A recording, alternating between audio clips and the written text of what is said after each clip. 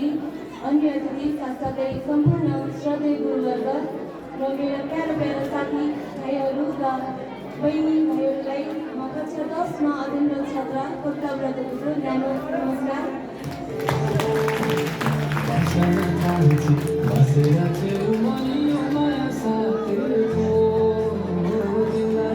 आज हुन गइरहेको यस विदाय कार्यक्रममा मलाई आफ्ना केही भनाइ राख्न दिनुभएकोमा म निकै आभार प्रकट गर्न चाहन्छु।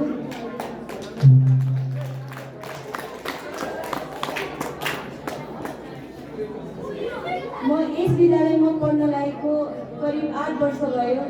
यहाँ आएपछि मलाई सबै आफ्नोपनको महसुस भयो। मेरा साथीहरू हुनुहुन्थ्यो, कतिपय अहिलेसम्म पनि हुनुहुन्छ, कतिपयले विषयमा छोडेर जानुभयो। Okay, come on, come on.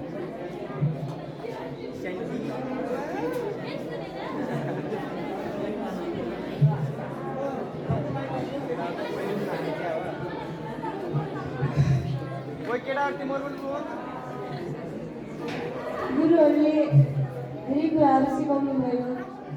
म यहाँ आउँदाखेरि मलाई धेरै कुराको धेरै ज्ञान थिएन। जब म यहाँ आएँ मैले धेरै कुरा सिक्ने मौका पाएँ। यो विद्यालयमा आइसकेपछि मैले आफूलाई एउटा अब्बल विद्यार्थीको रूपमा महसुस गर्न थालेको थिएँ। मैले आफ्नो मेहनत मार्फत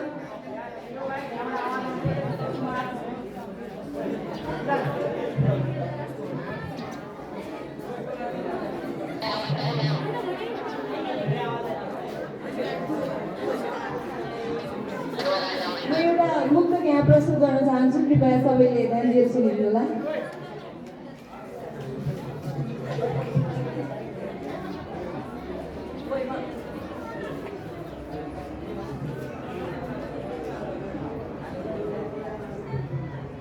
यसको शीर्षक छ आयो हिँड्यो।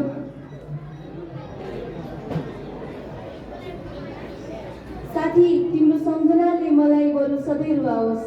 साथी तिम्रो सम्झनाले मलाई बरु सधैँ रुवाओस्। तर ती दिन ती पल फेरि फर्किएर आओस्। तर ती दिन ती पल फेरि फर्किएर आओस्। तिमी सँगसँगै खाएको, तिमी सँगसँगै खाएको, तिमी सँगै गीत गाएको समयले नभुलाओस्। तिमी सँगसँगै खाएको, तिमी सँगै गीत गाएको समयले नभुलाओस्। म भगवानसँग प्रार्थना गर्छु ती दिन फेरि फर्किएर आओस्। म भगवानसँग प्रार्थना गर्छु ती दिन फेरि फर्किएर आओस्। नरुनु है, नरुनु मेरा भाइ बहिनीहरू, भाइ बहिनीहरू पनि म फेरि नरुनु मेरा भाइ बहिनीहरू पनि म भएर आउँछु भनी कसैले सम्झाओस्।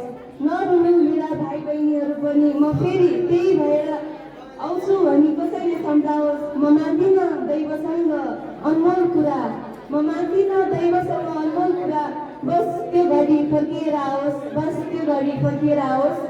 म मौन बस्दा मेरो हरेक समस्यालाई सम्झिने, म मौन बस्दा मेरो हरेक समस्यालाई सम्झिने। आफ्नै छोराछोरी सरह हामीलाई सल्लाह दिने, आफ्नै छोराछोरी सरह हामीलाई सल्लाह दिने। यो प्रकृतिले मलाई फेरि हजुरको शिष्य बनाए हुन्थ्यो। यो प्रकृतिले मलाई फेरि हजुरको शिष्य बनाए हुन्थ्यो। यति छ कामना त्यो दिन फेरि फर्किएर आए हुन्थ्यो। यति छ कामना त्यो दिन फेरि अब फर्किएर आए हुन्थ्यो। म के भन्न चाहन्छु भने गुरु आजसम्म हामीले निकै गल्ती गऱ्यो होला। हामीले जानी नजानी धेरै गल्तीहरू भयो होला। हामी नादान थियौँ, हाम्रो सोच नादान थियो। तर हामी मनदेखि कहिले पनि नराम्रो थिएनौँ। अनि हजुरले जुन कुरा बुझ्नुभयो, हजुरले हामीलाई कसरी सम्झाउनु भयो, आफ्नै सन्तान तर हामीलाई माया दिनुभयो, शिक्षा दिनुभयो। यो कुरा म जीवनमा पनि बिर्सिन्न। यहाँ मात्र नभएर संसारको कुनै पनि ठाउँमा गयो भने पनि हजुरको आज्ञा आदेशलाई सधैँ सम्झिरहनेछु।